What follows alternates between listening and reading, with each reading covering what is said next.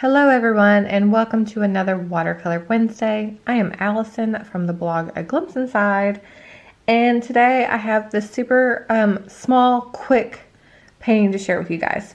I want to do something kind of St. Patrick's Day-ish, but not fully St. Patrick's Day-ish.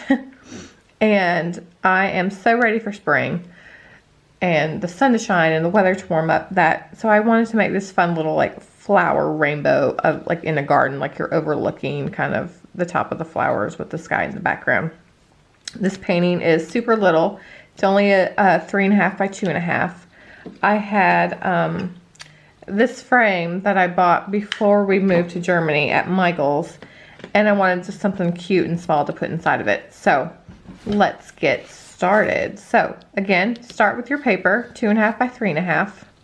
And then we're only going to use one stamp. That's it. That's all we have for this painting.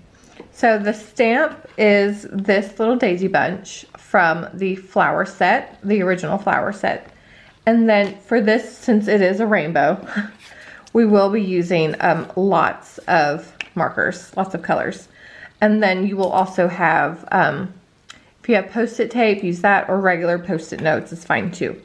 So for the colors, we're going to do number 17 Steel Blue, number 89 Persimmon, number 7 Orange, number 5 Yellow, number 15 Olive Green, number 50 Ultramarine, number 86 African Violet, and then lastly is number 8 Violet. So I wanted to give this a little border to kind of look like a mat when it's in the frame. So we're going to use the Post-it tape to achieve that look. So I just have Post-it tape here. I'm going to line up my painting on the line here on the grids. If you have a grid mat,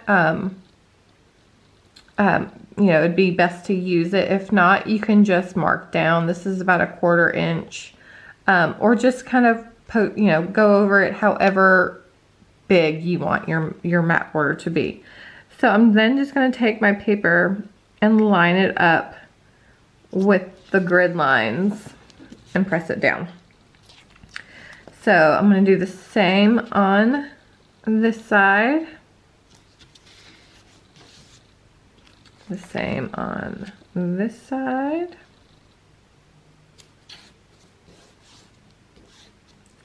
And then across the bottom. So on the bottom, my paper kind of comes like halfway into this group of boxes.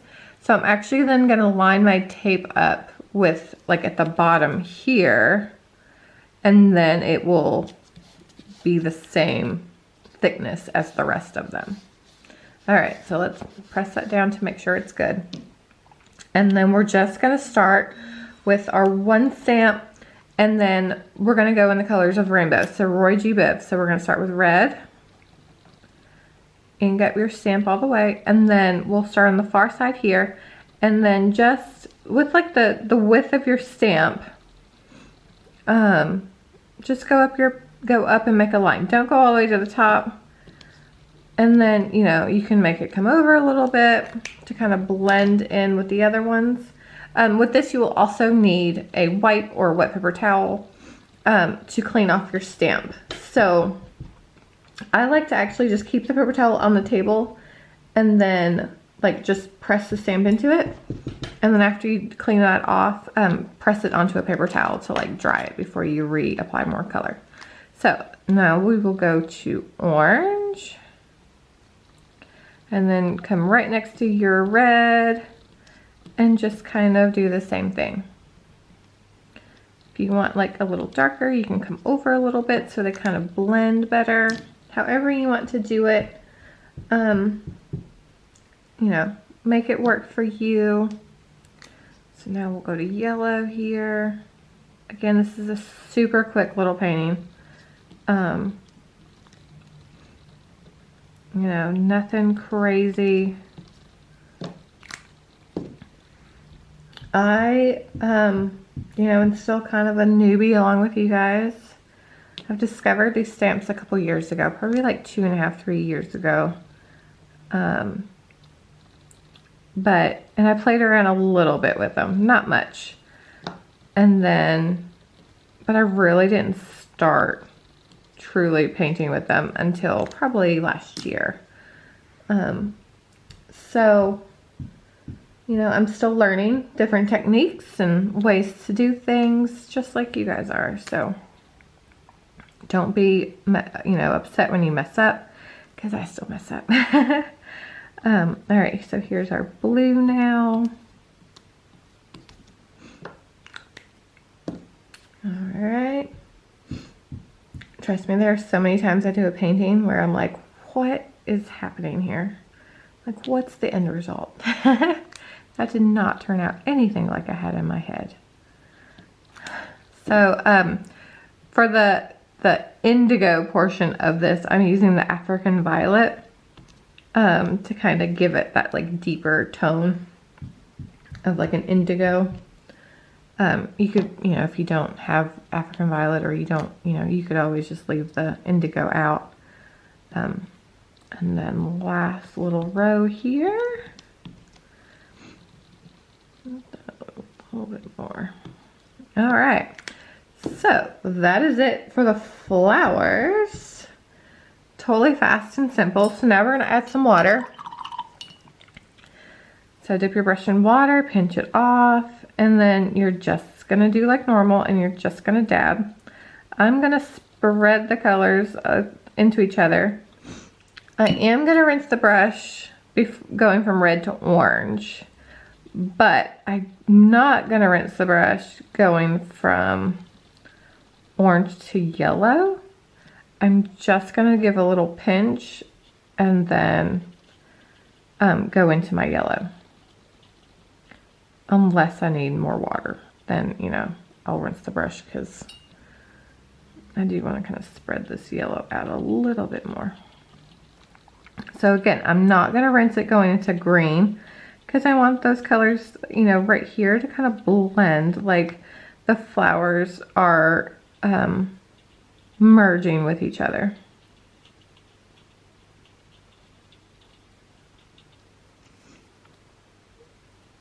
Same thing going into, oop, too much water there.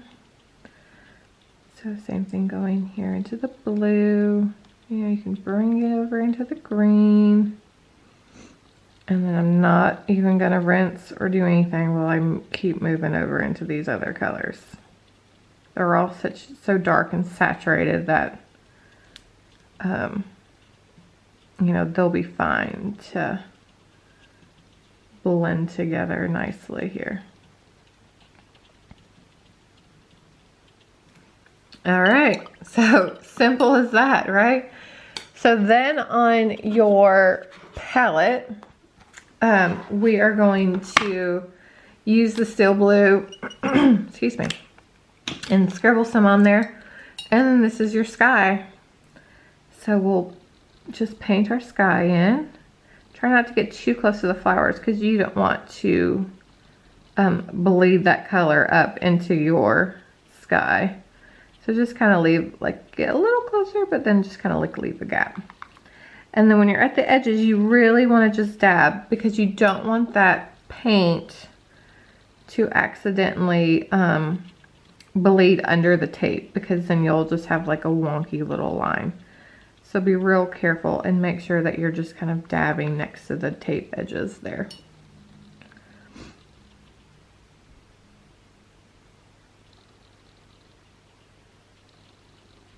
And go back over if you want more texture. If you want a little darker somewhere.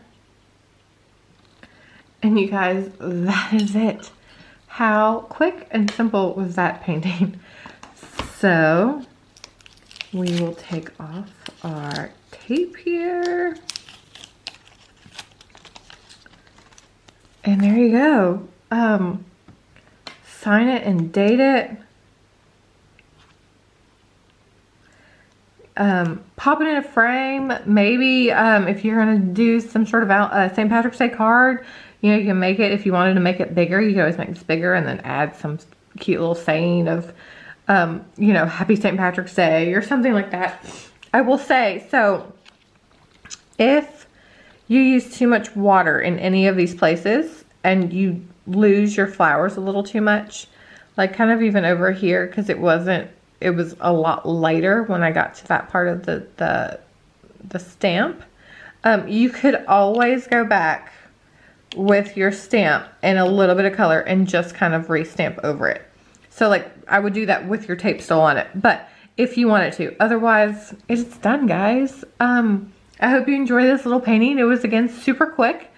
And happy early St. Patrick's Day. And let's, you know, make sure spring hopefully is around the corner.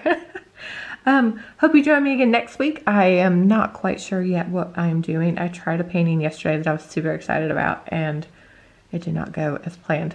So I'll have to see if I need to retry it and do another one.